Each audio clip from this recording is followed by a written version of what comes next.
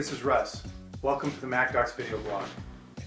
I guess no matter how hard I try, I'm always going to be just a bit stiff on camera, so you'll have to forgive me for that for the time being. There are a couple of things that people mentioned offline to me, maybe to make this a little bit better. And the first of those had to do with the idea that shaky cam isn't necessarily the best for a talking head. Might be okay for action movies, still not my favorite, but there you go.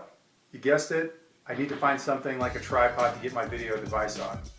The second was to shorten up the videos just a little bit. 6 or 7 minutes seemed a little bit too long.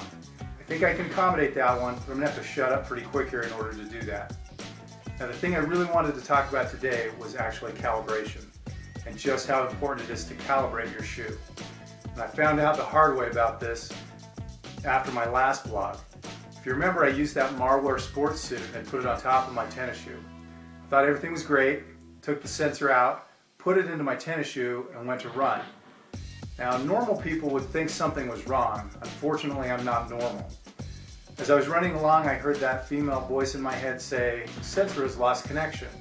Press center button to continue." So I just pressed the center button and I continued. Now again, after about the second or third time, a normal person would have stopped to see what the problem was, but I didn't. I finished my 2-mile run and I was all happy and excited with myself. Pulled out my iPod, boom, there it was, a big goose egg. It said I hadn't run a single mile. I figured it had to do with the calibration, so I decided to go ahead and recalibrate the unit right then. Unfortunately, as I started the calibration, I forgot to push the last button, so it didn't calibrate at all. So again, I ran a half a mile, nothing to show for it. Frustrated and utterly defeated by this point, I decided I had to at least get it calibrated, so I went another half a mile and did get it calibrated. So there it was, 3 whole miles of running, nothing to show for it. Didn't show up on my Nike, didn't show up on my iPod, didn't show up anywhere but in my head. Which is okay, except for people who may be following me. All 2 of you, I think. Anyway, the moral of this story is, if you ever hear that lovely little female voice, or male voice as you could choose, in your head telling you that it's lost connection to the sensor, you probably ought to stop right then and get it recalibrated.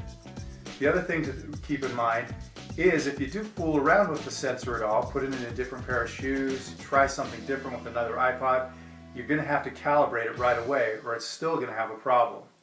So since calibration is so important, let me show you how to do that on my iPod, shaky cam and all. I think I mentioned it in an earlier blog, but as you can see, I use an older Nano as my running device. Since the iPods use the same basic principle, I'll show you from here how to perform a calibration. The first thing to do is access the Nike Plus iPod menu, then to the Settings sub-menu. Included in this menu are most of the selections you set up for your personalized running experience.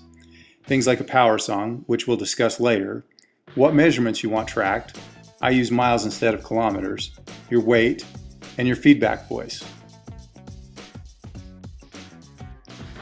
Next, drop down to the sensor menu. Now you'll notice that there's a link menu here, and the first time you insert the sensor in the shoe, you'll need to select this and then walk around to get the 2 devices talking. If you haven't already completed the link, you'll need to do that first. I'm going to go ahead and select Calibrate, and the iPod screen will explain all the whys to calibrate. Go ahead and scroll to the bottom and click Continue. I may not have mentioned this before, but really you need to calibrate twice. Once for walking and once for running. You can see the dates I last calibrated here. I'm going to select running. Here's where a treadmill is really handy. It'll allow you to choose an exact distance you'll run to calibrate. For example, a 1/4 mile. Then select the playlist you'll run to. Here's where I really screwed up once. You actually have to not only select the playlist, but actually click the first song and start it playing. Alright, so there you have it. Remember, when you first get your iPod, you first get your sensor, you're going to definitely want to calibrate your iPod and the sensor. Then maybe every few weeks, every month or so, you're going to want to calibrate it again. Especially if you run like I have, where you're on different surfaces and different areas, just to keep it in line and in track. Remember, you don't have to comment. We're going to leave it at that.